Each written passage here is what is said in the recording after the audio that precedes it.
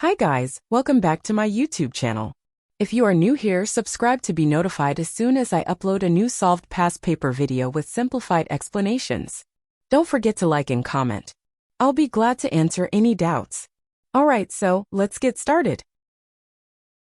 Figure 3.1 shows part of a classification diagram for plants. Complete Figure 3.1. Plants are divided into two categories. One is ferns and the other we need to fill in. Okay, so this category is then further divided into two categories, in which one of them is monocotyledon. So since that is monocotyledons, the other category is obviously dicotyledons or dicots. Dicotyledons, also known as dicots, are a group of flowering plants characterized by the presence of seeds with two cotyledons. Flowering plants can be classified into two categories, monocots and dicots. Therefore, this category is flowering plants. Describe two identifying features of monocotyledons.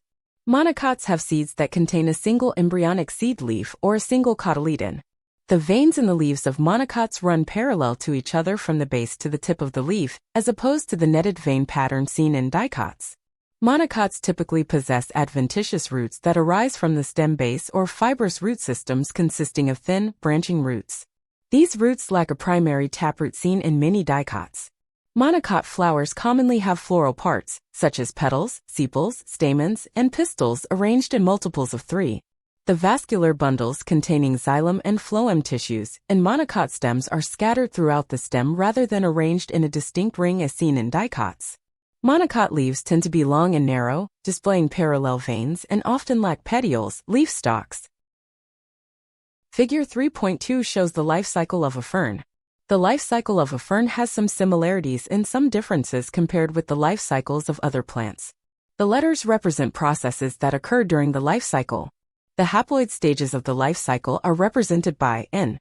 The diploid stages of the life cycle are represented by 2N. The adult sporophyte has 1,200 chromosomes in its body cells. State the number of chromosomes in the body cells of the gametophyte.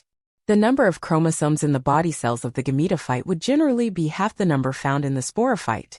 This is due to the process of meiosis, which occurs during the formation of gametes and results in the halving of the chromosome number. If the adult sporophyte has 1,200 chromosomes in its body cells, the gametophyte, being the haploid generation in the life cycle, would have half that number. Therefore, the gametophyte would typically have 600 chromosomes in its body cells. Identify and describe process A in Figure 3.2. Meiosis is a specialized type of cell division that occurs in sexually reproducing organisms. It consists of two consecutive divisions, resulting in the formation of gametes with half the original chromosome number. During meiosis, the process of reduction division takes place, where the chromosome number is halved from a diploid, two sets of chromosomes, to a haploid state, single set of chromosomes. This reduction results in the production of genetically diverse cells called spores. These spores, each containing a single set of chromosomes, are essential for the reproduction and dispersal of certain organisms. In many plants, for instance, spores are dispersed by various means, including wind. This dispersal mechanism allows the spores to travel over distances and colonize new areas, contributing to the reproductive success and genetic diversity of the species. State the name of process D in Figure 3.2. Okay, that's fertilization. Figure 3.3 shows the parts of two flowers from two different plants of the same species. Describe what is meant by the term species. A species is a group of organisms that can reproduce to produce fertile offspring.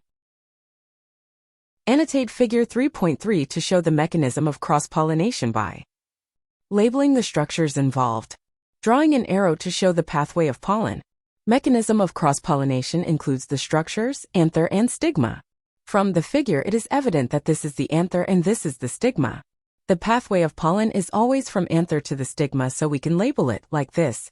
Draw an X on Figure 3.3 to show where fertilization occurs.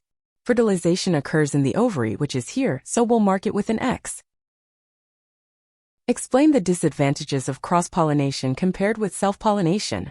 Cross-pollination often requires external agents like pollinators, such as bees, butterflies, or birds, or wind to transfer pollen from one plant to another. This reliance on external factors can be a disadvantage if suitable pollinators are scarce or environmental conditions are unfavorable for pollination.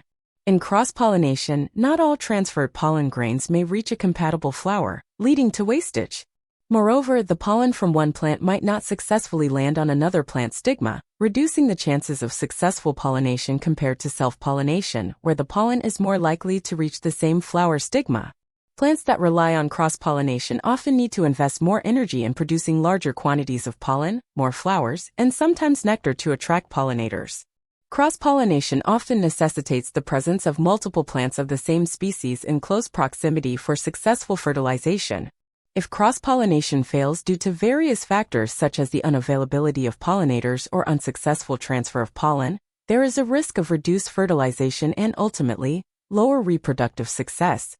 This risk is comparatively higher in cross-pollinating plants than those that self-pollinate, as the latter can rely on their own pollen for fertilization.